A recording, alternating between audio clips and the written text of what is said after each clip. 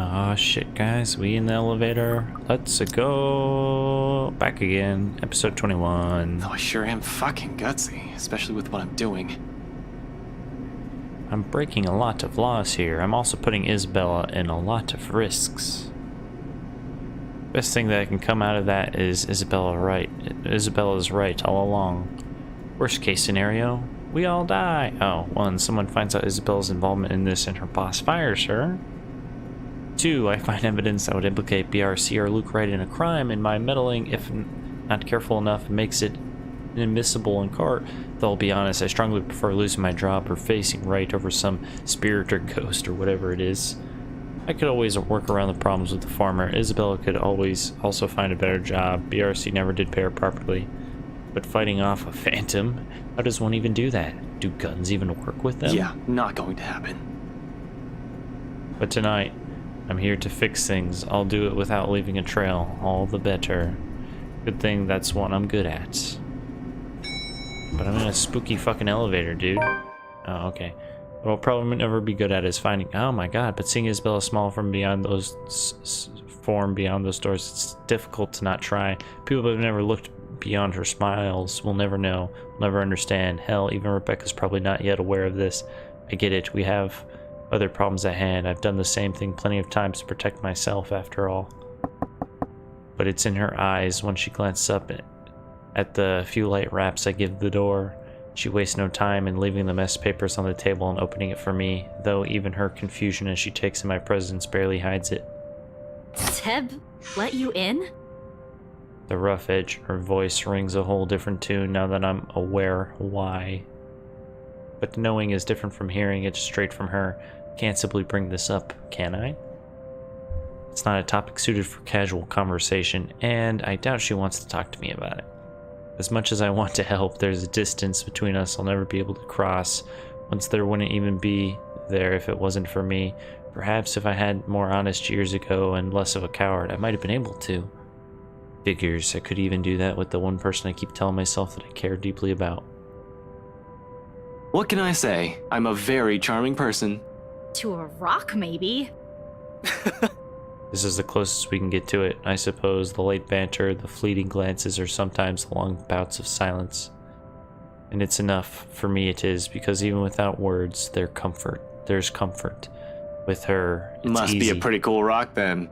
Ugh, get over yourself. Hey now, I deserve some slack here. Today's supposed to be my day off, and yet here I am helping you out. Helping? By standing at the door? Well, you're not exactly letting me in. Despite what she says, she moves to block me when I try to enter. She must have expected this the second we walked up to the building's entrance and counted on the night shift guard to bar me from the place. It's reassuring to know she's somehow worried about me, although it's a bit misplaced at the moment. Besides, her concerns aside, I really can't let her get into the thick of things without me. Not with all the problems on her plate right now. Seriously, Ash, Seb might get in trouble for this. You might get in even bigger trouble with your boss. And you're not? We've already talked about this back at Zach's. It's out of the question. At least do it for Seb, please. He's a really nice guy. With the way things are going here, he's... On that, I agree with her. Seb's not such a bad fellow. Might be a little careless with his job and talks too much, but he means well. I'd hate to see the guy leave here with a bad record in case something goes wrong. However, the anxious look she shoots back at the table behind her bring an even bigger worry. Did you find something? Aside from what you told me about yesterday? Not yet. I'm not sure. I haven't started going through the files we have in the records room. Just the ones they handed to me and Rose. Let me see. Wait, Ash! Isabella, I already promised you that no one's going to get in trouble after we're done here. Even Seb. I'll make sure we leave the place clean. Her hesitation's still there, a split second of indecision as she tries to form an argument. Eventually, when nothing comes to mind, she steps aside. But we can't take the original files out of this office, clear? Not even a single sheet. We'll just have to make a copy. Don't worry, that's the plan. It appears to reassure her, a nod, then shortly she gestures for me to follow. Passing the sea of cubicles, I can't help but take in everything in their office, a force of habit for the most part. As far as I know, BRC Luxborn used to own this whole building. Offices in several floors once upon a time when real estate is still a lucrative business from the company in this side of the country. Now competition showed up and suddenly everything's not so good anymore. It only gets worse as the years went by. Now the branch is just this floor, despite what the huge sign in the building's facade says, and frankly it's not too hard to believe. A number of desks have been cleared out. Personal mementos are scarce, as if the employees have gone on exodus. That'll be the downsizing, probably. Of course, I shake away all of this when Isabel starts handing me the papers she's been looking through. Focus, Frey. There's no point in whining or dwelling any longer on it. That's why we're here in the first place, to find out what the real deal is the old-fashioned way. Isabel's presence is a whole other blessing, too. I can imagine how long this would take if I pushed going in here alone. Is this everything? Where are the documents you mentioned? Still locked up in the records room. Do you need them now? Bring them here. Everything that has to do with the mansion's sale. Even those who worked on it during the renovations. The cleanup. Everything. Including your mandatory sign-in sheets. It's an odd thing to bring up, but at least it elicits a laugh from her before she heads off for the records room. She remembers. No matter how weak the sound of it is from her usual ones, it's a welcome thing to hear. It reminds me that Isabella I know is still here. She returns minutes later with a thick stack of folders and binders. For the next half of the hour, we work in the complete silence while we dig into everything compiled in the folders. Not an easy task considering how thick the thing is, but there's two of us. In fact, Isabella does most of the work, sorting the contracts, employee lists, and stuff we won't need into a neat pile. Just the files for the restoration alone makes up a stack of papers that's an inch thick. Third-party service providers hired by the masonry, radiators, woodworking, plasterwork, slate roofing, and a whole bunch of other things are well documented.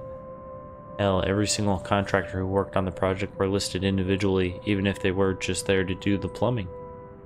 It's a high-profile and high-cost estate, all right. But with the scope comes the loopholes, means plenty of room to hide something in if there's something fishy going on. All I have to do is find a pattern. And it doesn't take long. Upon closer glance, despite the original owners shouldering the renovation costs, it'll be surprising if they manage to break even on the Ermengarde mansion. What with the additional expenses for the open house, the commission of the agents, and other overhead fees. At one point, the negotiations get it listed under BRC's name almost broke down too, some disagreement about the listing price. The owners wanted to be rid of it as quickly as possible while keeping the worth at a profitable level. BRC was insisting on a higher amount to double with the appraiser. This, plus the rumor about the branch. BRC Luxborn really is in the red, and the sale of the mansion could have easily been a desperate move to keep the branch afloat. No wonder the final sale happened as fast as it did. Did you know about this? No. They took it off our hands after I submitted the final documents for the sale. I didn't even know until I read this. I'm not sure if Rose did. I've only been given the key to the records room after she... Anyway, my point is, they've kept all the files from me. Rose was the one who compiled everything from our side. And even then, she was probably not aware of this. There's only so much they let us know. After that, they just told us to wait for our commission, and that the legal team would handle the rest. The rumors are true, huh? Seems so. Sheesh, this place is just unlucky, going bankrupt while the rest of this crap is happening. But this isn't what we're looking for. What we need is the who, the people aside from Isabella and Cooper involved in this business with the mansion, and the how they are now. We can't do much with the outside contractors. They won't be on a file. Employee list, on the other hand. Even with 2 people working through the pile, the whole task still takes quite a while. It's a quarter of an hour later when we put down the papers with a sigh and move on to the Clydes upon Isabella's insistence. For that, the sign-in form from the open house comes in handy. Something that gives me a laugh when I spy this fake name I wrote on one of the sheets. Why'd I even pick this name? It sounds so lame. What name? Nothing important. Just focus on those papers you have.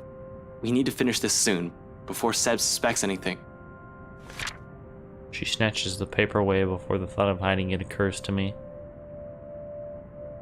Not that there's much secret in it. Isabella found me that afternoon anyway, but still. Ash Lee? Ashley. I've been careless that day, tailing Luke Ray without confirming where they were headed off to. While the butler's terribly efficient in keeping the rights engagements from the public eye, there are other ways, if only I've given the time of my day. In retrospect, I've been too eager, too impatient to find something that'll crack the case and be done with it. Maybe my failure goes as far back as the day of the open house, not during the party last night. Yeah, well, I was pressed for time. Seriously? Ash Lee? Were you even trying?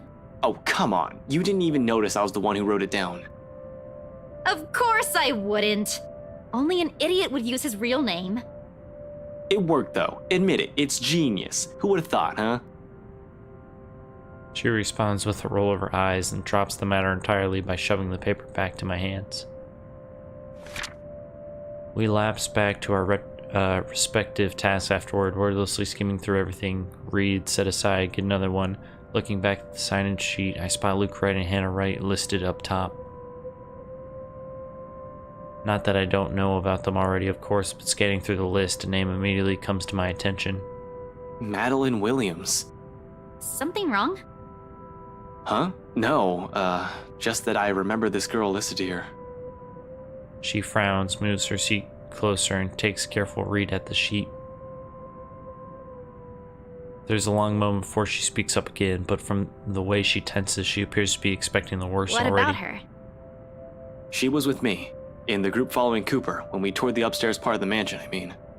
Rather loud one, especially when we took a peek into the attic. Kept talking about the ghost stories the whole tour. Then, do you? Do you think she's... She was reported missing 3 days after. There was a ruckus at the precinct the day her family filed it. Threats were naturally given at the lack of progress days later, desperate ones. Her family's willing to shell out all the cash they have just to find her, to no avail, fortunately. Officer Benjamin has been in a bad mood ever since he spoke with him, but what can he do? What can we do? He's tied, we're all tied, there's only so much we're able to do with everything that has been shoved in our hands recently. She still hasn't been found. It's already been a week. Isabella makes no further comment aside from a nod. Instead, she sits back on her chair with a distant look in her eyes, her hands balling to a fist as she struggles with her frustration, or maybe it's anger. But the moment doesn't last too long. Soon her grip loosens as she folds her hands back on her lap. It's one I've seen too many times in the mirror. What does one say to a person burdened not by one loss, but many, who carries it in her shoulders like a badge of shame? I've yet to find the answer to that to myself. Until then, the only way is forward. Press on to see where our attempts at fixing our mistakes might lead us. And despite my own doubts, a glimpse of that look on her face is enough reason for me. I can't just give up. There's too much at stake, too much to lose. With a renewed focus, I continue. On the third and last sheet, I spot another one. Beatrice Wilde. Once, I recall from the newspaper obituaries, died of a heart attack. A letter of correspondence expressing condolences to her family confirms as much in her files. Passed away at the age of 74. It certainly could have been a natural death. Right. I'd like to believe so. But 3 more letters turn up when I rummage through the stack, and it leaves nothing more than a foreboding feeling in me. They're all addressed to families of clients who have passed away in the past week. Regardless, these go in the pile of things worth looking into after our visit here, along with William's info sheet. There are just so many names, so many faces, each one I've seen that day, and here I am wondering if they're all right. It isn't a selfless thought that brings the question to mind. Rather, it's the logic that if more of them are still alive, the more people I can choose to question. Nothing's concrete yet, of course, there are just speculations, but we're making progress. Once done with the sign-in sheets, I stash it along with the growing pile to my left and pull out as many of the other documents Isabella has already prepared for me. We're working through the employee list now, those who have been assigned to the mansion. Because if Isabella was to be believed, if what she's seen and what happened to Rose Cooper is because of the letter, I need to know everyone who has possibly read it aside from the three of us, if they've been noticing strange things too. For all I know, these may have been a terrible... Although the thought of this starts to diminish as we dig into the BRC company files. 15 minutes later, the stack close to my elbow has risen from 5 to 21 different dossiers. Client and employee documentation. People have either visited the open house, worked on the property in some capacity since the letter's discovery. Turns out there were 2 more employees who had handled the mansion directly, aside from Cooper and Isabella. Christian Tsai, the realty specialist, Mark Julius, John Marie, This Jean C Marie. guy, he was in custody just C. the other day. Really? Sir John has been looking for him. He stopped reporting to work a few weeks ago. Are you sure it's the same person? Yep, this is him. Folks at the precinct said they went to his house after a noise complaint. They found him just acting all crazy. Had to take him in when he started getting violent. He kept screaming about a woman. Immediately she stiffens. I don't want to bring it up or imply a connection to Isabella's story, but this is It exactly was what driving the happened. guards mad, but he didn't last too long in there. A few hours in, and he just started bashing his own head against the wall, and, well, it was messy, to say the least. Oh no, we had no idea. Is he okay? HR just marked him as AWOL because none of their calls would get through. He's in the hospital right now. I heard they're putting him into a psychiatric ward as soon as he recovers. He's still a bit unstable. Jean Marie. His employee files note of his date of leaving and even his final payment have been given. Along with it, there's a letter to his family about their appraiser being found dead in the office. Communication is hush-hush, and there's a mention of compensation if they don't talk about it to the media. Inspector Abigail has often scolded me for reading the reports on a regular basis, for not reading it, but I try to keep up to date as much as I can. When I do, I make sure I'm aware of the gist of what's going on in my city. This never reached the police ears or the health and safety executive. Do you know about this guy? One glance at her says everything. They've hidden it from the media, they've kept it from the police. It's not surprising this will also be a secret from someone of Isabella's position in this company. Fuck. Rose was looking for him last week. We haven't heard anything from him either. Until now. They never mentioned this to us. Business going under and someone dies while working here? Of course they want to keep that quiet. It's bad publicity. This whole thing is just getting freakier by the minute.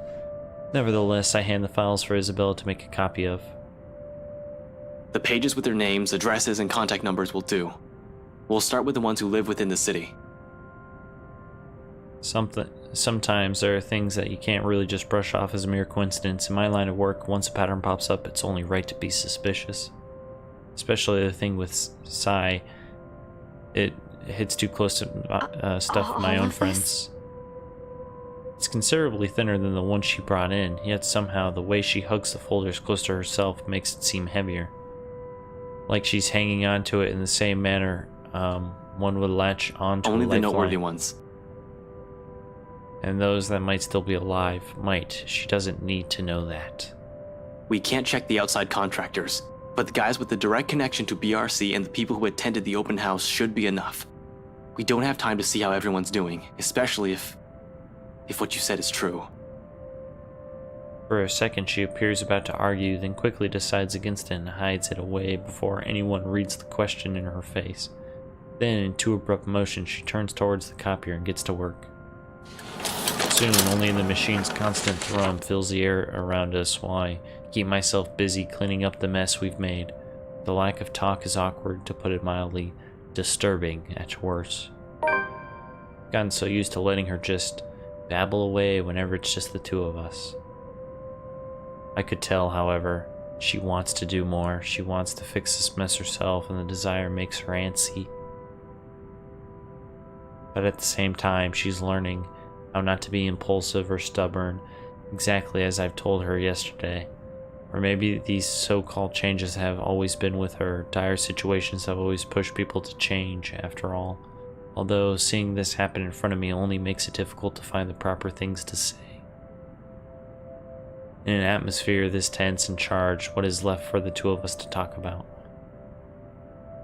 Certainly not the news. What's worse is when you only realize all of this in hindsight, right after you've already ran your mouth off. You know, for a house your company seems to be in a hurry to sell, they still made quite a fortune out of it. Look at this. 1, 2, 3... 6. Are you sure they're planning to give your entire share for this?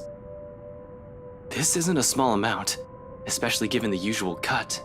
And their accounting department isn't in the greatest shape either. Even if they don't, it's not like someone still needs it. There's a reason why people don't let me talk. Silence once again descends throughout the room, denser compared to what we've shared tonight. Behind me I can still hear her movement, sharp and precise, while she feeds the originals to the machine. Then, with one last click, all of it stops. Her feet shuffle lightly against the floor. When she moves away, something creaks softly, probably the table, as she settles her weight against its side. By this time, an apology is already at the tip of my tongue, but... Belle, Papa's gone, Ash. Within those scant few seconds, everything between us shifts as the gravity of her words sinks. Right then and there, something harsh and immovable rises between us. Death is something I'm familiar with, almost 10 years in the police force, and it's possible not to be acquainted with it. But this is different from those dead bodies we examined in forensic, a far cry from the victims we found on bad investigation.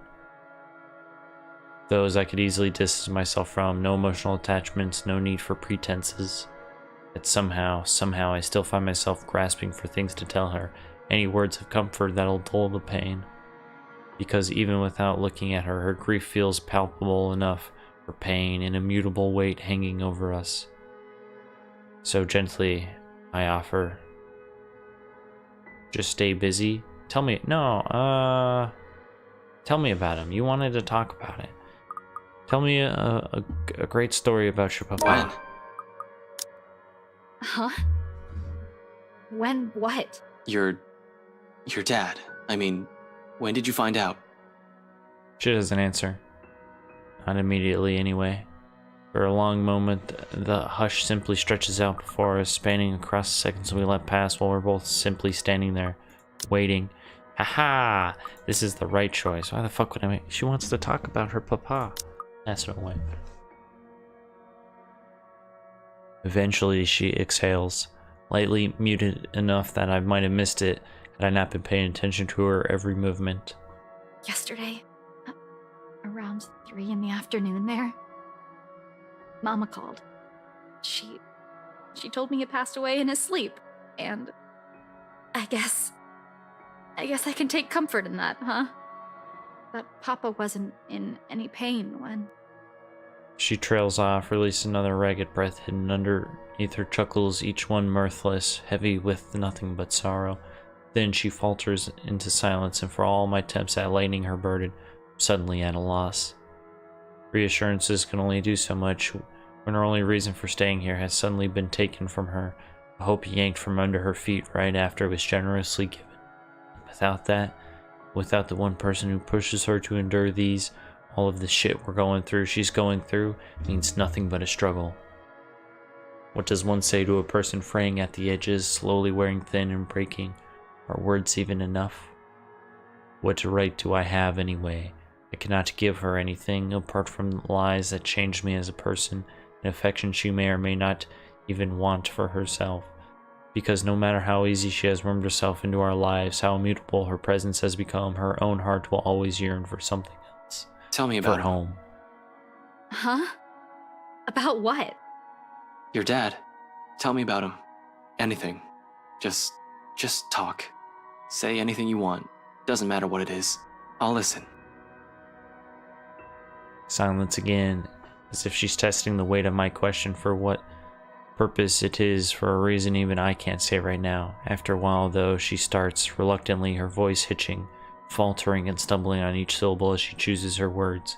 A rough start, but soon it steadies. And along with it, to keep company, the stories from the childhood memories she's fond of. Are the tears.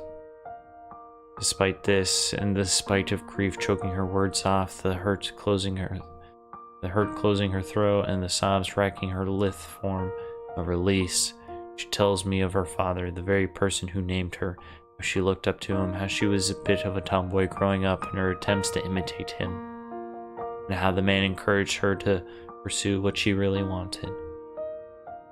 Perhaps even the only thing she ever did for herself, having grown up for not wanting anything more than food to put on their tables. He told me I don't have to listen to them, that I can do what I want. Every day, he'd wake up at 4, Ash, because he'd earn more that way. And every time, every single time, he'd give them to me. Whatever extra he earned, he'd hand them all, so that I'd have something to use for my paintings. And you know what? Back home, just a good tube of paint costs almost as much as what we spend for food the whole day. But he'd always set something aside. Told me he wanted to see my paintings in a museum one day. She pours all of it out. Every little thing she loved and admired about him. Like this, it's easy to see why she has gone to such great lengths for him. Why she abandoned her dreams, why she went against his wishes just to grant him. Others will say it's her warmth that draws people to her, or her cheer. Neither are wrong, but neither is the whole truth to her either. Because those who have never bothered to look beyond the surface will never see it, see her. See someone earnest, someone who has always meant well, despite her underlying stubbornness. This is how she loves. Warm, steadfast, unflinching. You never meet many people like her, not in my line of work, not with the kind of people I've had to deal with. Always with something to hide, always with something to lie about. Eventually, when you run across too many of them, you change. You become like them. In many ways, for a lot of reasons, she's the kind of person I want to be around with. Who made me feel I'm still worth something. He didn't want me to leave. Said, begged, I could finish my studies first. In the end, I couldn't even grant him that one request. I'm a terrible daughter, aren't I? You're not. Huh? You're not. I can't speak for your dad. I haven't even met the man. But I know you're not. I'm not entirely sure where I'm going with this. The remark just came out. Now I'm stringing all of these together as I go. But one thing is certain, none of what I'm about to say is a lie. The Isabella I know is a total klutz, but I've never seen anyone work as hard as she does. She's the type who wears her heart on her sleeve. Though it's not necessarily a bad thing. It's always in the right place. She's intimidated by a lot of stuff, but she knows how to appreciate the smallest things in life. Frankly, you've caused us no small amount of trouble since you barged into our lives. But when I'm with you, all of my worries seem trivial. Heat has already crept up on my face when the whole thing is about to register. Before I blurt the rest of it out, declare feelings I'm not even ready to reveal to anyone, much less to her, my hand comes up to smother the rest of it. Though embarrassment quickly takes the reins before I can completely clamp my mouth shut. And I'm pretty sure Zach and Becca think the same way. You have a nasty way of growing on people like that, and you know what? We got everything we needed in here. I'll just wipe the security recordings and we're good to go. While I'm at it, you better wipe the snot off your face. And you don't look very nice when you're balding like that. Hastily, I gather everything, the personal file, client documents, sales agreements, and contracts. In record time, all of it has been stacked in a neat pile, ready for storage. I'm heading for the records room not a few seconds later, whenever that is. It should be wherever that is. It should be an easy find unless this place is a maze of some sort, which I highly doubt. Still beats staying here and seeing the look on her face. Crap. Really, her anger is still bearable. I can take that, including the glower she sends my way. Yeah, I'll go get the security videos and put these back where you pulled them from. Man, these are heavy, you know? Ash, it's just paper. You don't even know where I... Oh, no, I can handle this. Easy as pie. And, yeah, security cams, tapes, videos, cams. Yeah, I'm off. Her rejection at this point? Maybe. Maybe not. Getting the files back to BRC's archive room is a cinch.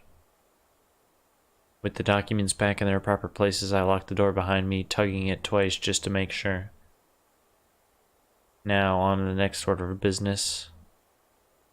Removing the evidence of our little excursion in here, or at the very least the parts showing that we've been doing during the past hour. Can't have our faces plastered on security footage showing us breaking the law as it were. I'm going to have to wipe the data for Isabella's access card entries too. Surprisingly, finding their security room proves a breeze. What will be tricky is getting inside. The fact that no one has walked out during the whole time we've been here means the room is either empty or there's security sound asleep. I'm banking more on the former. If they're cutting corners and firing agents, I have no doubt they've fired the guy stationed here if they have anyone watching the monitors in the first place. It's a rather common thing for establishments. Just leave security recording indefinitely and only check the footage if something actually happens. Just to check, I press my ears against the door, listening for a sign of anyone occupying the room. After a long minute and nothing, I give the knob a few rolls. Standard lock and key. Should be easy enough to pick. We have lockpick sets, but those are only used if necessary and with a search warrant. Even then, it's a skill set rarely needed. Subtlety isn't a cop's priority if they have authority to search the premises. Bolt cutters, brute force are the favored methods. Me, I prefer the good old hairpin trick with those when those options aren't available. Besides, they're easy to hide. Running my hand through my hair, I pull a pair of bobby pins. 2 of these, and I can just about open any standard lock. One makes a lever, and the other makes a handle. I won't call it a complex skill, but it certainly takes time and a lot of practice to successfully pick a lock. Good thing I've practiced with them for a bit in my college years. I've learned more when they're accessible and standard issue from a law enforcement officer. A wiggle here, a click there, and I manage to seize all the pins in the locking mechanism soon enough. With a slight turn of the knob, the security room's ripe for the picking. No, the room's odor hits me, a sharp, nauseating stench as if someone had accidentally spilled a gallon of bleach. When was the last time they opened this place? Ugh, this place smells awful. Jesus, it's worse than the forensics lab on a bad day. This place probably because of a badly botched effort to clean the place up. Even in the dark, I can spy dark stains on the walls. I really don't have the time to try and play is this ketchup or soda right now, but I have this strange gut feeling who the mess might belong to. As expected, no security personnel mans in this office. CCTV controls and the standalone DVR setup one is open for anyone. Normally I'd have to heap of things to say about this sloppy security setup, but right now their negligence makes the whole task of erasing evidence easier. Muss. The next one should be the access card data. Hopefully getting into their computer won't be too much of a hassle. Everything up to now has been smooth sailing. There have been hiccups, I'll give it that, though it does nothing to dampen the mood. Once I shift my attention to the machine sitting next to the DVR set, all of it is swiftly evaporates. I'm no computer buff, but I can definitely recognize one more than a decade old. Simply looking at it makes me feel younger. With a heavy sigh, I power it up and mentally prepare myself for a slow slug. Slow apparently remains an understatement here. It takes a whole 3 minutes for the thing to start up. The OS hasn't even started loading, and in my boredom I start inspecting the live feeds from the cams. Only 2 work, one of the view of the outside. Everything seems to be in order there, and the other for the main space where it's a fleeting glimpse, a cursory glance, but the sight of it stops me. The image is a bit blurry, but standing there, Right in the middle of the room, by one of the cubicles, I can make out the form of What the a... hell is... I don't get too far into the line of thought. No few seconds after my words have slipped out with any sort of warning, while I'm still trying to make sense of it, it is... The figure moves. Moment of paralysis hits me when she stops right in front of the camera. Like a damn rookie. I go still in the face of danger. I definitely haven't been trained to handle the supernatural, and this is one, isn't it? And, oh fuck. Her eyes bore into me, the malice in them piercing, even beyond the screen, is enough to make me go numb. Only the mug crashing to the floor when my hand accidentally takes a swipe at it snaps me out of a trance, reminding me that I'm not the only one here. Isabella.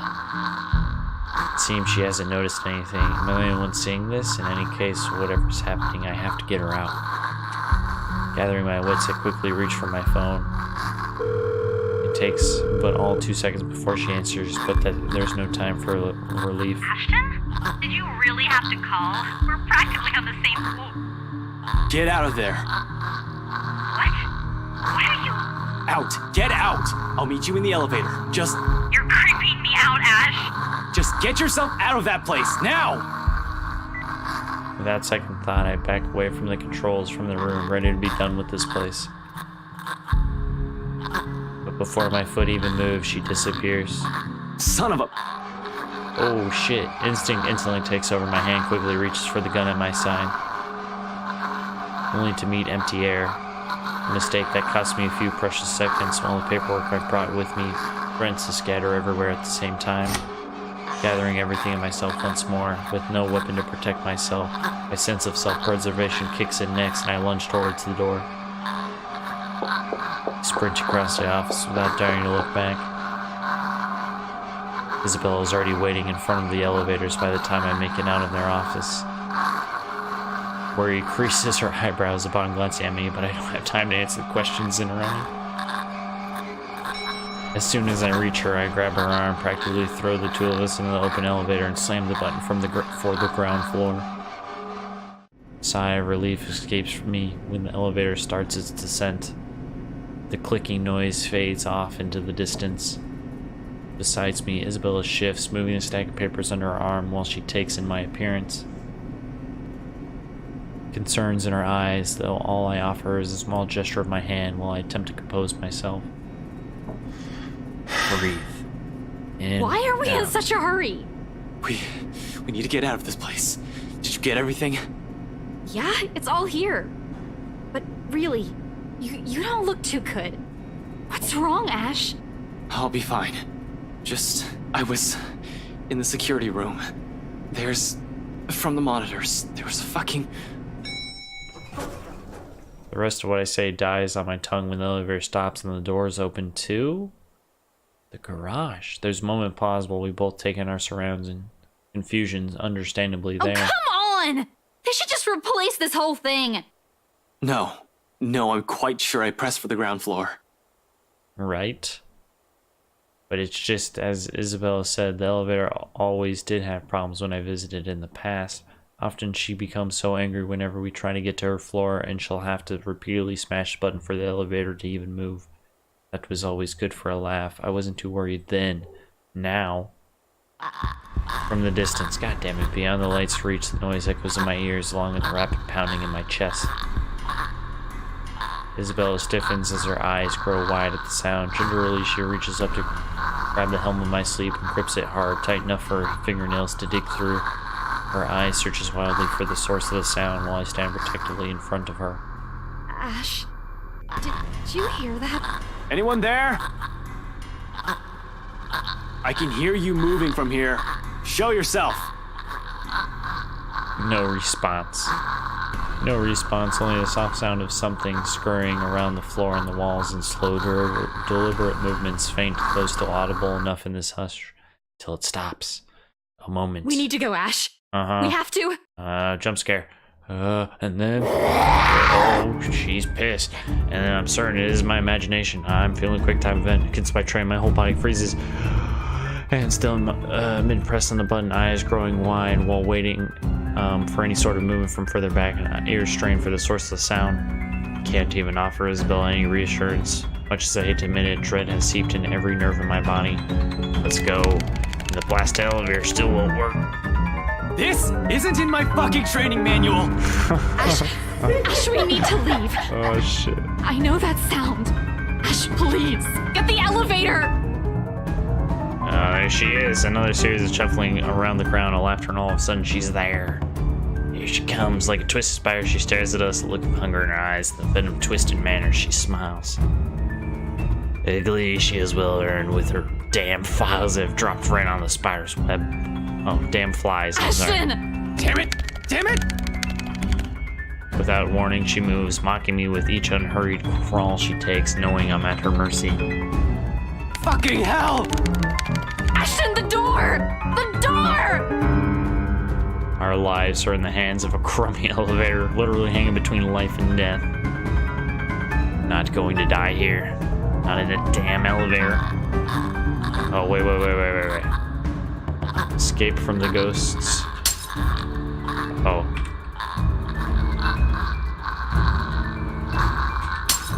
I don't know how to do this. 94318. Okay. I'm just gonna tab that. Ooh. Yeah, because I don't know what the fuck that was. That's still a jump scare though, right? Spooked ya. I didn't get the quick time event, I'm sorry. As if defiant power has heard me swearing up a storm in my head, the door closes just as the thing looms near. Soon the elevator, the blasted thing, is heading up. Isabella's knees buckle in relief. Two ticks, she's hugging herself without any care for the mess of papers and folders she has dropped on the floor in her panic. She draws in one ragged breath after another, each one brimming with nothing but relief. And this is the most I've been tired my whole damn life. Not during training when my superior first asked me, but after smashing a fucking elevator button repeatedly, slumped to the ground beside her, worn out. But I don't let myself feel relief again, not until we're out of here. Isabella seems to be on the same mind as she looks to me. Still, I find myself sharing a shaky laugh with her. We're okay. We're fine. Right? Don't jinx me. Yeah, we're good. Alive. Fuck, we should have taken the goddamn stairs. Twice I've seen it. Thrice if I include the party, unless I'm tripping balls without realizing it. There's no doubt in my mind this is actually happening. I don't want to believe it, but with the truth staring at me in the face, it'll be stupidity to deny the reality of the matter. As soon as the lift hits the ground floor, we hightail out of the building. Seb's sound asleep when we pass by his station. However, in the face of what we've seen, everything I faced tonight, we really can't care less who will still see us on our way out. The sooner we get away from this place, the farther the better. I'm just not sure if this also means being safe. She almost got us, damn it. The fucking thing almost had us. Shit, it was only by luck that we managed to get the fucking elevator unstuck. At the blasted thing not worked to the last second. I need some fresh air. I need some air, fresh, breathable air that doesn't stink like death. Panicking, Christ, losing focus with another person here. I can't afford that right now. Isabella hasn't said anything, but I know she's more shaken than I am. I can't lose Remember it. your training, Frey. Another deep breath, and soon I'm starting the engines and driving off. After the little incident, somewhere open would be good. Someplace I won't get trapped. Luxbourne Park brings a welcome relief, though only by some. The chills that have seeped in my bones is still there, furling and unfurling underneath my skin. If I don't move, if I don't busy myself with anything, soon my brain will go haywire. It's the last thing I want to happen when there are plenty of things to do. But this already answers all of it, doesn't it? Those deaths. Just how many copies of the letter are out there? Isabella can't have the only one if there are other people who are also getting cursed. Could it be the one she has shown us is just one of 5, maybe even more? The whole pass this to 5 people business is ridiculous. All in all, we found 21 people who might have read the letter. 7 of them deceased, 8 if we count Cooper. That's only if we can find. That's all we can find right now. We have no idea how the contractors and specialists from the outside company are doing. How many people are suffering? How many are missing? How many are dead? Can I still even blame the Wrights for this? If anything, they might be in danger as well. I don't think I could wish a curse upon anyone. No matter how big of a douchebag Luke Wright is. There's also that woman. How do we get out of this mess? How do we get away from her? Shit, still so many things we need to look into, yet all my body wants to do is pace, burn out, whatever excess Ashton, energy I'm there getting is. dizzy. Will you sit down? It's the first time Isabella has said anything. She's been sitting quietly since we dropped here. Better and less distracting than watching her nervous habits, I suppose. She certainly seems calm now. Too calm, in fact, for someone who had just seen something terrible. She's fucking used to it now, I'm sure. But it's been more than a week for her already. People do get desensitized to things at this point. Even someone like Isabella, who knows what's going on inside her head. Inside mine, there are too many, and none of them would sit still. I'm not going crazy, am I? I saw that. I'm pretty sure I saw that. I didn't inhale anything weird. Just shit. Shit. Isabella, please tell me that wasn't... What I'm not expecting when I turn to see her is mirth, one that she could barely contain. You're laughing. She's being a smug asshole. You're laughing. Why are you laughing? Sorry, I told the sale. I'm not quite sure what she sees in my face, but in the next second a laugh suddenly bursts out from her.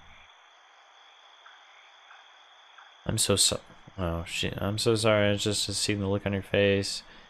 Yes, right, sure, I'm the one who panicked, ripped my arm off. Yeah, but... Isabella, okay, why am I reading your guys' dialogue? I know, I'm really sorry, but this is just too precious to miss. You really lost your shit for a moment there. You're trying to get back at me, aren't you? Well, I'm not the one who kept calling someone scaredy cat for years. How does it feel? I'm not scared. Really? Because it doesn't seem that way to me. At all. I'm not, all right? I'm just... I just don't know what to do right now. Immediately after, the moment passes, replaced by another tense silence. Laughter dies in her lips as everything sinks in. We're in deep shit and it's finally caught up to us and hit us like a ton of bricks. Hit me more than anyone. Because she has been warning us of this since day one, and I'm the first person who brushed it off. Despite that, she still reaches out to me, tugging at my sleeve almost desperately. Her hands are trembling and there's a tremor in her voice when she speaks. That the cheer, only fear remains.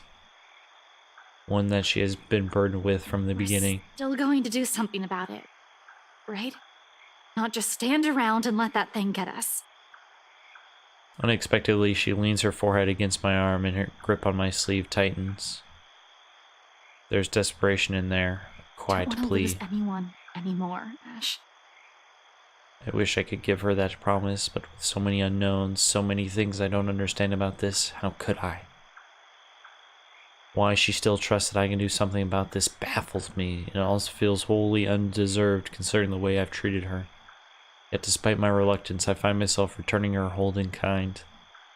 A grasp, warm and light enough for comfort. Not to promise, but the closest thing to it.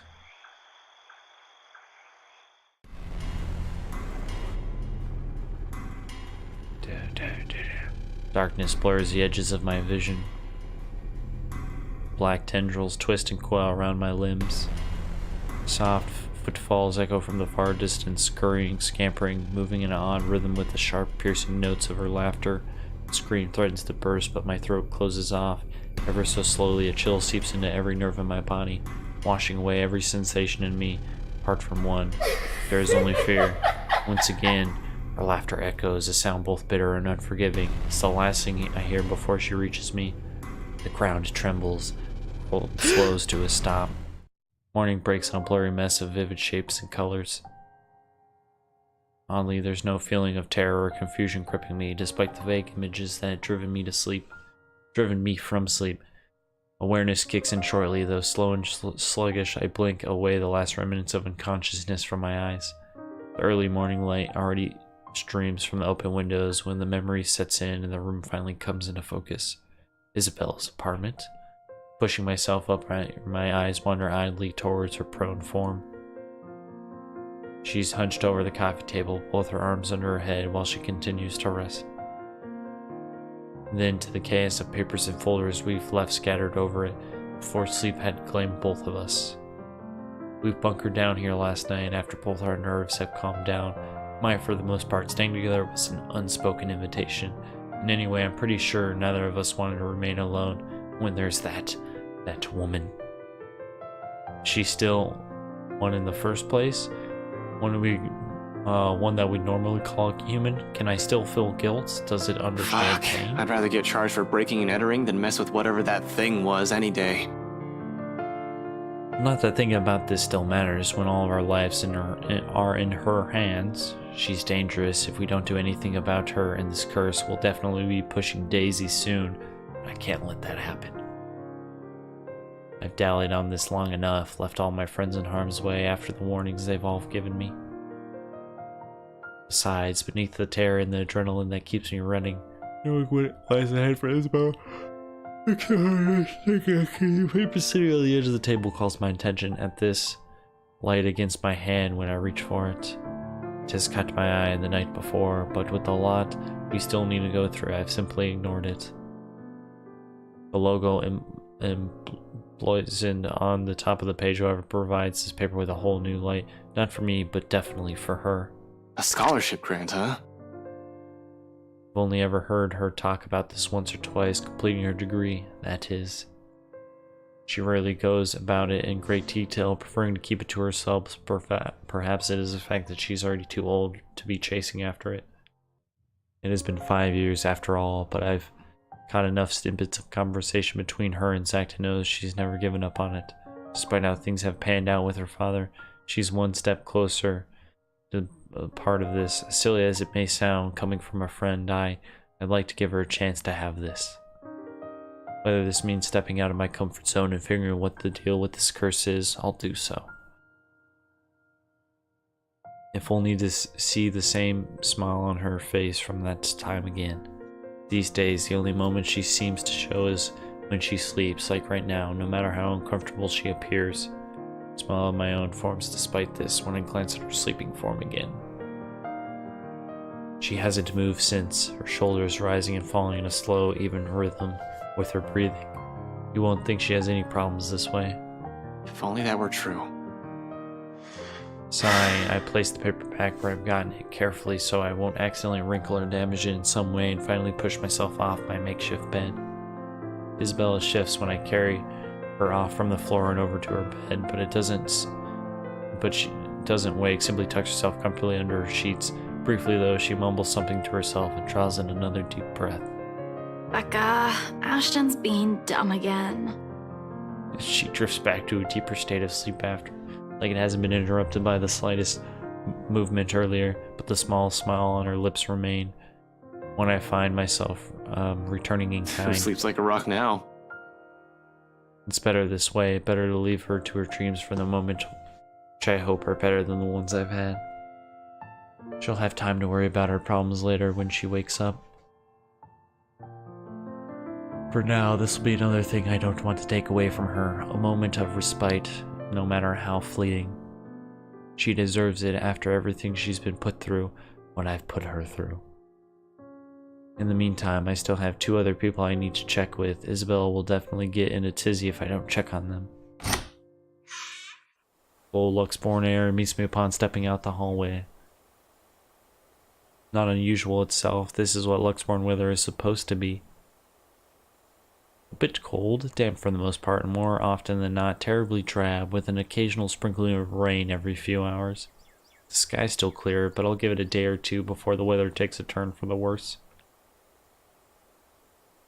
I've complained about the awful rains for years, despite having lived here my entire life. I have to admit though, seeing in return the usual feels extremely reassuring. At least something still normal in the world when I can no longer think the same for the situation we're in. A nightmare, that's probably all this is. Usually I'll say I've been through worse, but that's simply another lie I've often told myself, isn't it? And I've fed myself a great deal of lies through the years just so I won't have to think about the next day. Maybe we won't even have this problem if I hadn't been running away and ignoring things hiding them someplace no one will see because I've since believed doing... Fuck do I know about ghosts, though? The fuck? What does Zach? What does Rebecca? Z-Man has mentioned dreaming about a woman. Whether it's the same one we've been seeing, I've yet to ask. It is.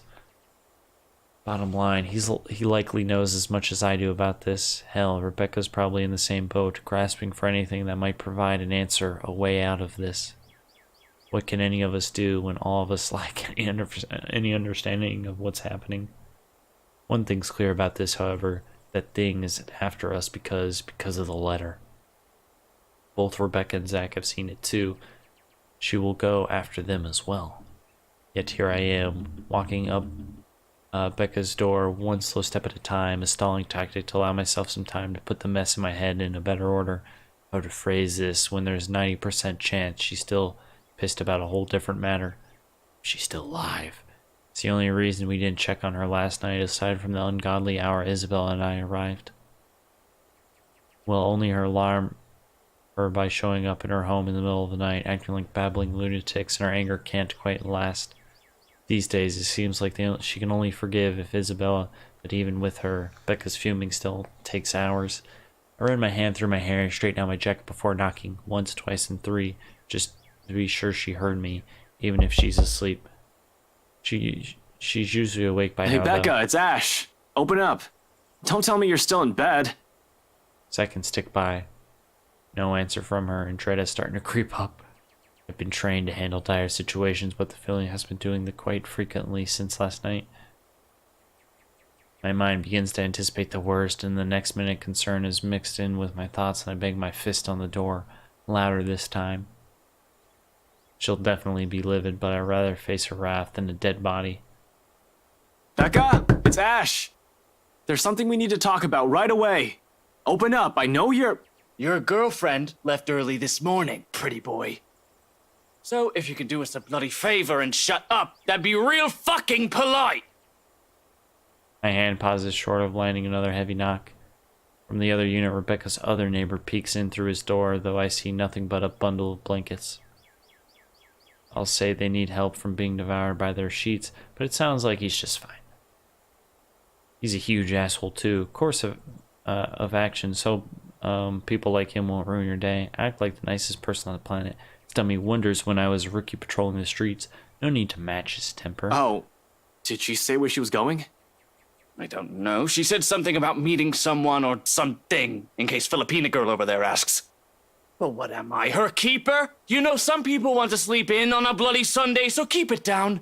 Bro, I never get to sleep Forward in to on this Sundays. weekend. Thanks, you damn git. Well, there's no need to be an ass about it. I'll get out of your... He slams his door shut without warning, but not before muttering a string of very colorful words about me. Probably thinks I won't hear him inside the four walls of his Jerk. apartment. And it ends like that. So Rebecca's not here. I must have missed her by an hour or so. But at least she's not alone. She should be safe, in theory. More so if the person she's meeting with is who I am thinking. Nevertheless, I still can't help but worry. It's an easy thing, continuing down increasingly darker lines of thoughts. To act brashly, to find out where she is and go straight there without deliberately on my actions first. Whatever. There's Zach to boot. Rebecca's not alone, but I can't say the same for the big guy. Simple phone call to the both of them should do the trick. It'll ease my nerves at any rate.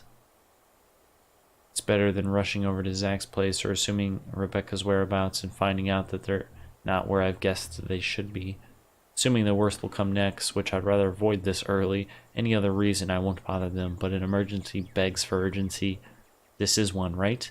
Even if it isn't, anxiety from concern dulls judgment. Sometimes I most certainly can't afford to lose any given time, especially right now. Any means to calm it will do wonders for the muddled mess my mind is already in. Pulling up my phone, I thumb through my screen, and it ends up on a screen a group with only Zach, Rebecca, and Isabella's phone numbers. Other people will probably say I keep too few friends when they chance on this. To some extent, it's true. I can easily name about 100 people I've been acquainted with through the years. Colleagues, blockmates from uni, neighbors, those sorts of people. They all come and go. But these three have chosen to stay for some reason without wanting or for asking without asking for anything. Unlike the others, none has Zach's kindness, Rebecca's patience, nor the sincerity in Isabella's eyes. One day, these guys are just there. The next thing I know, being with them eases it. That heavy, somber feeling lingering in the air when you stand alone in your apartment, or something as simple as spending your day off without anyone. I'll say it's loneliness, but this carries much more depth than that if I can help it. I don't want to lose any of them to some stupid curse. We will end off the episode there, ladies and gentlemen. I'll see you guys next time.